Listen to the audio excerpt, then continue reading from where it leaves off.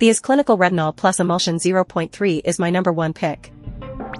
But buying the busiest formula is a mistake if you need targeted care.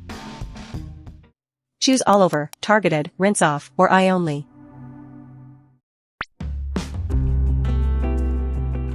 Number 8. Rock Retinol Correction Line Smoothing Eye Cream. Want a separate product reserved for the eye area? I'd consider this when that dedicated routine step matters more than keeping your shelf minimal. It's a retinol-based eye cream, and the listed formula highlights vitamin E acetate.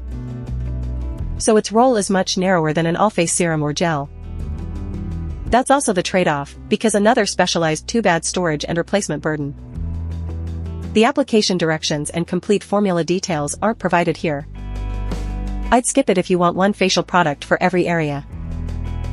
I'd also pass until you've confirmed how it fits your routine.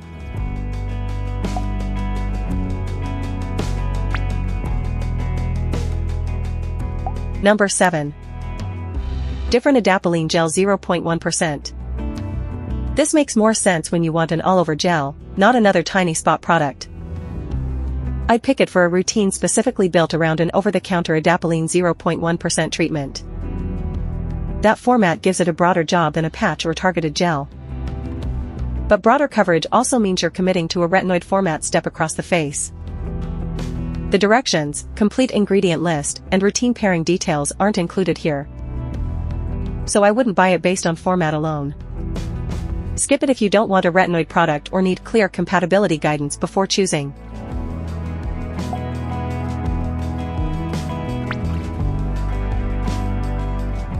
Number 6.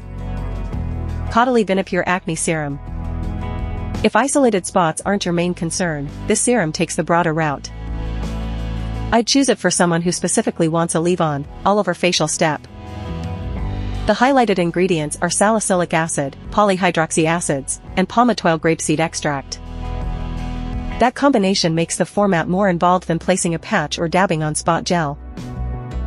So you're accepting a wider routine commitment instead of narrowly targeted care. Concentrations, complete ingredients, and application directions aren't included here. I'd skip it if you want a rinse-off cleanser, occasional spot care, or fewer leave-on products competing for shelf space.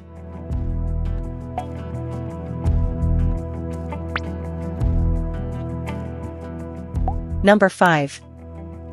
Brixy Blemish Control Facial Cleanser. A solid bar is either refreshingly simple or one more wet thing cluttering your sink. I'd pick Brixy for someone who prefers soap-free cleansing bars and wants less plastic packaging. Its highlighted ingredients include salicylic acid, ceramides, and niacinamide. Because it's rinse-off, it occupies the cleansing step rather than adding another leave-on layer. But the bar needs somewhere separate to dry and stay stored. Its size, storage guidance, and directions aren't included here. I'd skip it if you prefer foaming liquid or don't want a bar sitting beside the sink.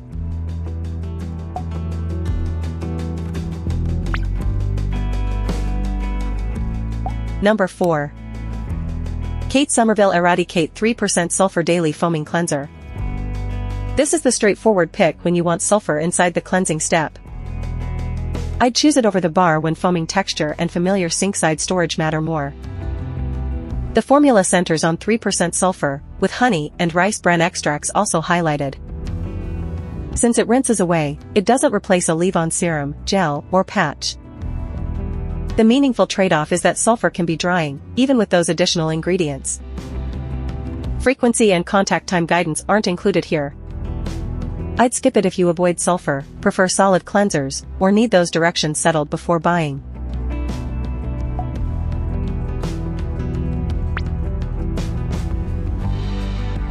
Number 3. Aprilskin Carrotene IPMP Clearing Solution. Here's the middle ground between a disposable patch and an all-face serum. I'd pick this for someone who wants a leave-on gel only on selected areas. Its highlighted ingredients include salicylic acid, polyhydroxy acids, and beta-carotene. Niacinamide and zinc oxide are also part of the listed combination. So the bottle stays targeted without locking you into a full-face step. But you'll still need to apply and store a separate spot product. Full formula details and application directions aren't included here. Skip it if you prefer patches, rinse-off cleansing, or one product spread across the face.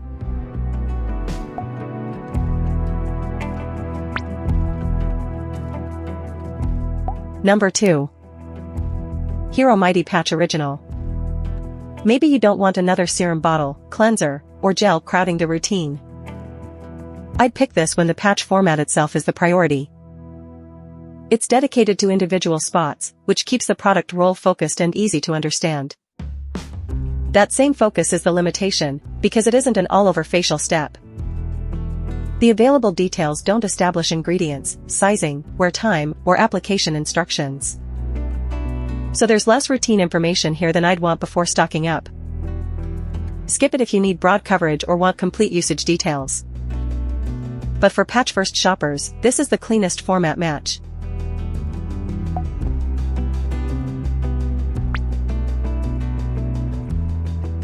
Number 1. Is Clinical Retinol Plus Emulsion 0.3. This is the one I'd choose for a deliberate, serum-centered facial routine. It pairs retinol with bakuchiol and vitamin C. Ectoin and copper peptides complete the highlighted ingredient group. That makes it the most layered formula here, which is exactly why it wins for the right buyer. But that same multi-ingredient approach can be needless overbuying if you want a minimal routine. Directions, complete formula details, and tolerability guidance aren't included here. So I'd skip it if you don't want retinol or need those questions answered first. For a dedicated retinol serum shopper, though, it's the strongest fit.